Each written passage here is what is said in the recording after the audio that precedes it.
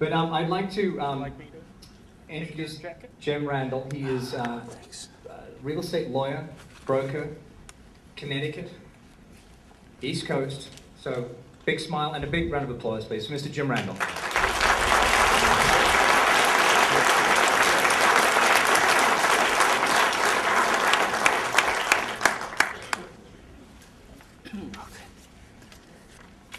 Thank you, Dougal.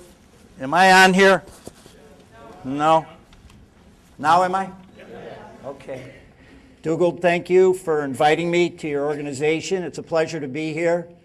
This is an impressive room. The last time I was in a room like this, I was in law school trying my best not to be noticed by the professor. So this brings back sort of scary memories.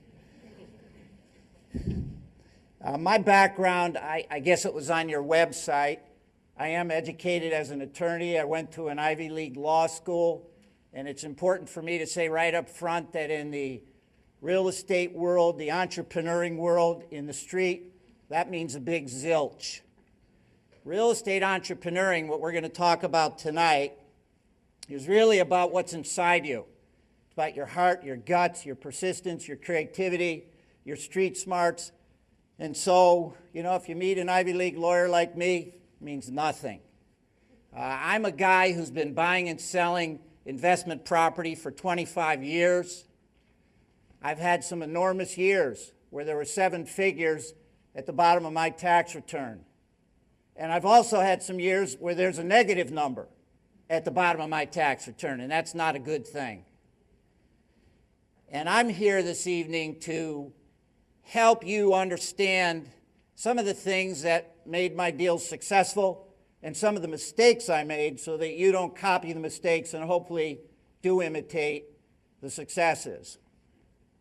Now, why did I write this book? I didn't hear the beginning of Dougal's introduction, so I don't know if he mentioned. I wrote a book, came out last year, called Confessions of a Real Estate Entrepreneur. Why in heaven's name would somebody write a book? Well, I'd been doing this for a long time, and one night I'm watching television, and I see one of these infomercials late at night. And here's some guy on a yacht off the coast of Hawaii with all sorts of beautiful people waiting on him. And he says, you know, just 2 years ago, I was holding down 3 jobs, living in my car, and now I discovered real estate, now look at me. And I'm just wincing and throwing stuff at the TV, but he's just going on and on and on. And these guys make a living because people believe it. Some of these guys make a very, very good living. And I'm here to tell you it's not true. I'm sort of the anti-infomercial. I'm here to tell you that you can make a lot of money from real estate, but there's risk. There's no guarantee. It's hard work. You better be the kind of person who can persevere, because for sure you're going to have some times when you need to persevere. We're going to talk more and more about that. I'd like everyone in this room to be rich. It'd be great. But I want you to get there, if you get there, with your eyes open, because I really also don't want you to get poor. And so what I'd like to talk about is some of the risk rewards. Yeah, there's a lot of money to be made in investment real estate, and there's a lot of different ways to do it, a lot of different ways to play what I call the real estate game. But there's risk, there are pitfalls, there's dangers and hazards to be avoided. And the more you know, the more likely you are to be successful and the less likely to have a problem. It's like I sometimes think Tiger Woods, greatest golfer maybe of all time, he knows what to do when he's in a difficult situation.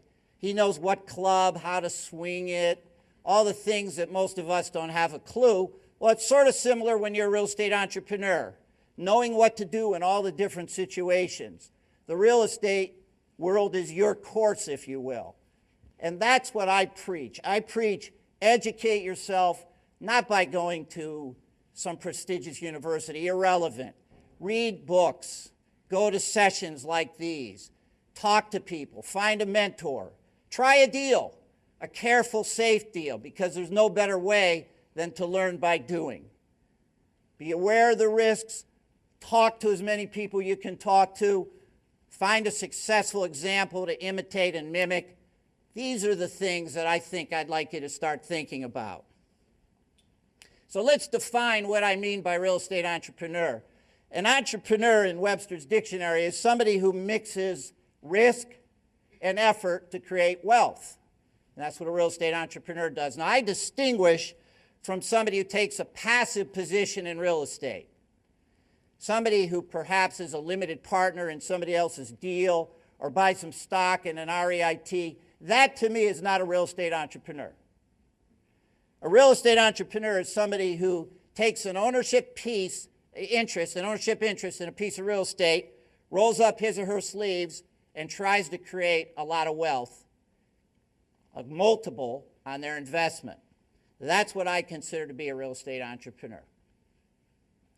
Now, how are we going to get from here to there, to the successful real estate entrepreneur? That's what we're going to talk about tonight. What we're going to do first and foremost, our first headline is, let's not reinvent the wheel. Let's look at what people who've been successful for years and years ahead of you have done. Let's copy it. Let's imitate it. Let's apply it to our current location, time, and deal. But let's figure out, what did these people do that made them successful, and let's figure out how to do it ourselves. Now, again, I'm going to keep this as a refrain you'll hear throughout the evening. There are no guarantees in this game. But, in my opinion, success is not an accident. We can increase your probability of success by highlighting and talking about and understanding those things that have made many people ahead of you millions and millions of dollars. And if we can sort of isolate those and figure out what they are, then we're going to increase your probability of success. In my book, I write about added value investing. By that I mean you've got an interest in a piece of real estate, you've invested X. How can we dramatically and quickly increase that X to a multiple of X? How are we going to add value? That's what I write about. Now, in this 260-page book, we can only, in our time tonight, talk about a slice of it. By the way, Dougold suggested I speak for an hour. I wouldn't do that to you. At this time of night, I think that's too long, but I will stay outside in the hall to whoever wants to talk or questions or whatever. I'm happy to do that, but probably I'll end at about 45 minutes, and you could help me if I start going on too long, just kind of rub your eyes or something. I'm very intuitive. I'll pick up on that. That'll let me know. All right, so we can't cover a 260-page book in 30 or 40 minutes, but we can take a slice of it. And here's the slice that I want to take tonight. This is the theme of our conversation tonight. Adding value to real estate, there's a whole spectrum of ways to do it. At one end, you find a piece of raw land, you build the building, hopefully you get a tenant or tenants, or you resell it, you get good financing, all the things fall into place, you make a lot of money. And of course, as you know, there's a lot of very, very wealthy real estate developers in the United States, the most visible of which is our good friend Donald Trump. At the other end of the spectrum, there's a whole different approach to adding value to real estate. And that approach is what I want to focus on tonight. So here's the high risk, high reward real estate development, ground up. Here's the other end. And at this end, which I think is a safer way to introduce yourself to investment real estate and real estate entrepreneuring, is what I call adding value with the minimum change to the real estate.